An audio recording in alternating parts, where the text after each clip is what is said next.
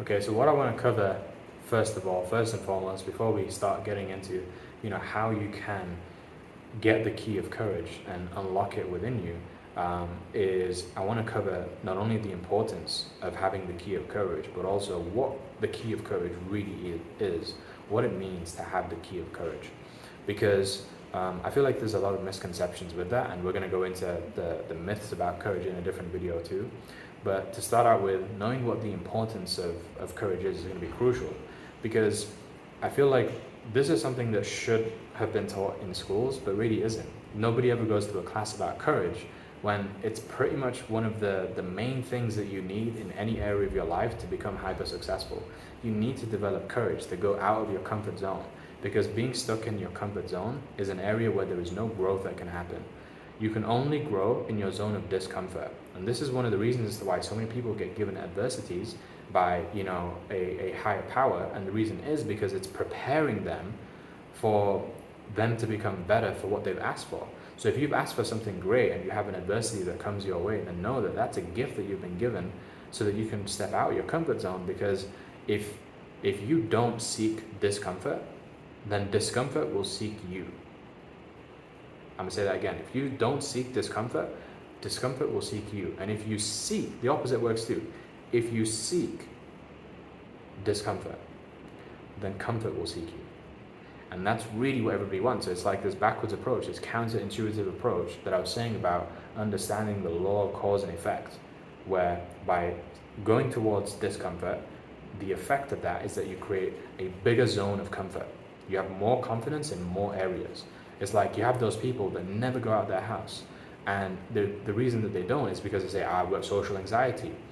And so if they say that they have social anxiety, all they're saying is that their zone of discomfort is huge, while their zone of comfort is tiny. So they stay in their little bubble, and then when they're forced outside their comfort zone to surround themselves with other people, this was me, by the way, I'm talking from personal experience. When we surround ourselves with other people who are in bigger, larger crowds and we don't know anybody, we feel totally out of our comfort zone, and we're just anxious talking with everybody. So that's what happens when you are stuck within that comfort zone, is that there's no growth that can happen. And so in order to go from that comfort zone into the zone of discomfort, it requires courage. It requires that you go from a place which is familiar, which is comfortable, to a place of the unknown, right? A place of going from the masculine into the feminine. And the reason for why this is so important is because in order to have the wealth that you want to have, then you have to grow into another person. Because who you are right now is contributing to the activity that you are producing on a daily basis, and the activity contributes to the results that you have. So it's be, do, have. Remember that formula. So who you are right now is not enough. It is not aligned with the results that you truly want, because the results require a certain activity level. But if you can change who you are and grow into a better person, then the activity will change and the results will change because of that. But to grow into another person, it requires that a death must occur. So what that means is that the egoic part of you, a personality inside of you, has to actually die first. And this is where, for example, if you're somebody who understands, everybody I believe knows who Jesus is, knows that story about how he was crucified and then resurrected. Well, that story has a lot of meaning to it, in that when he was crucified and then resurrected, a part of him had to die in order for him to re-emerge and become reborn. And that is like the story of the phoenix as well, where it dies to then become something else. The story of how a caterpillar becomes a beautiful butterfly. It has to, get rid of all of its previous body to then become the beautiful caterpillar in the cocoon and all that stuff. And so what you have to start thinking about is how you can make this transformation by, first of all, intentionally killing a part of yourself and having the destruction within you to then allow yourself to re-emerge as something greater, because that then creates space. If there is no space for a greater part of you to emerge, then it's going to be impossible for you to grow into that person who you really want to become. So this is something that will automatically create fear. Fear will be the reaction that comes from and the devil of fear will come out as soon as you're about to do something good for yourself and you're trying to grow by destroying the stupider, the arrogant, the part of you that doesn't know what they're doing and is bad-mannered and all these different things that you need to let go of in order to become who you're destined to become. In order for that to happen, a part of you must die. And so if you think about what people are all scared about, every single one of us is scared about death in a certain way, shape, or form. So subconsciously what's happening when you grow is that fear is just a reaction that comes out to protect us when we come into this place of discomfort and into the unknown. Because from that happening, a part of us has to die, a new part has to emerge. And if you don't have courage, if you don't have the key of courage in those moments, and before you decide to go in to face that particular thing, then what's going to happen is that fear will take over and you will fight, you will flight, or you will freeze. And it's okay to step into fear from time to time so that you can use it to either escape threats or fight off threats or whatever. But if that fear is constantly taking over, then most of the time you're going to freeze into procrastination.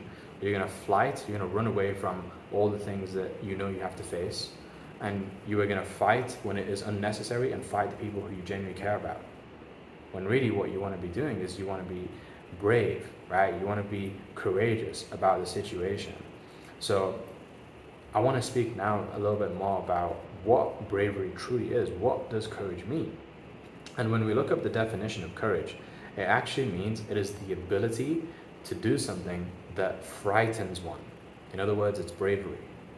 The ability to do something that frightens one. And another thing that it says is that it is strength in the face of pain or grief.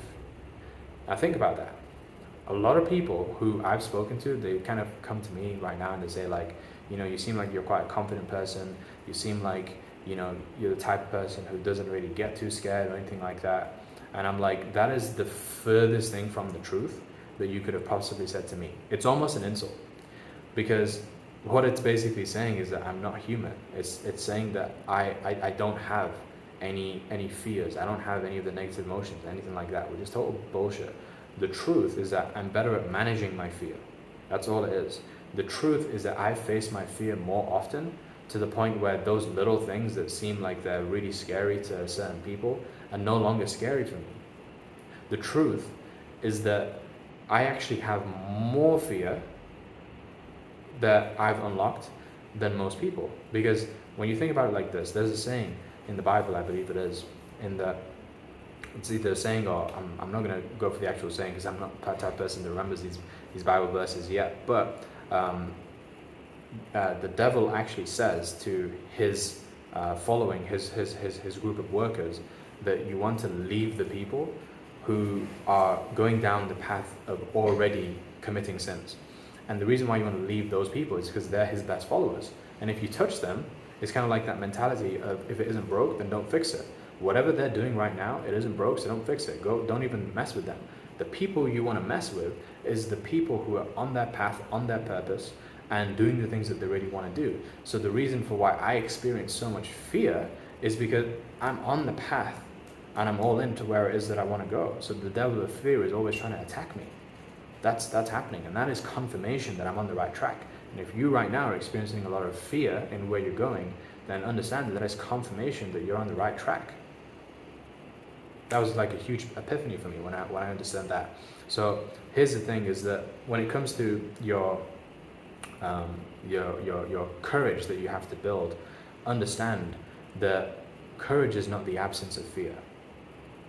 In fact, what courage is, you want to write this down. Courage is the confirmation that fear is actually present. I'm going to say that again. Courage is the confirmation that fear is present. So if what you're trying to do is avoid fear and avoid feeling that terrible feeling that we get in our gut, like that feels horrible, understand that you are you're under an illusion of what you believe courage can become for you, and you will never become truly confident. In order to become truly courageous, you have to step into that fear as often as possible. And that's where bravery comes from. And the other thing that it said is that it is strength in the face of pain or grief.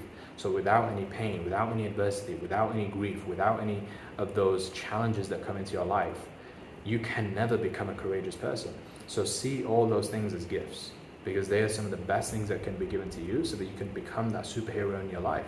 I mean, look at every movie that you watch. The reason for why we connect with them so well and we all pay so much money to go watch them is because at the beginning of the movie, we always see that there's like this huge catastrophe, this major adversity that happens, and then from there, like the person turns into a whole hero.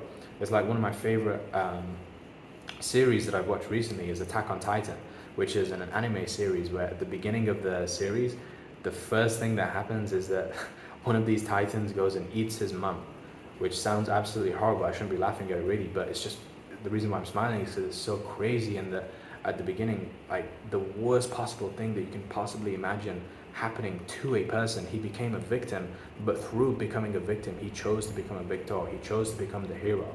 And that's a choice that every single one of you has right now. If you are currently going through that grief, that sorrow, that pain, that darkness, or you're going to go through it, because chances are, if you're choosing a path which is going to give you a different level of success and freedom, then you're going to go through dark side, adversity, and you're going to meet some demons on the way. So I'm just letting you know, it is a choice that you have to be stepping into that superhero form, that victor, and you can do that through unlocking the key of courage by what I'm going to be teaching you over the next few videos. So if you're excited, then let me know, and also let's go into some of the next videos, and we'll take it from there.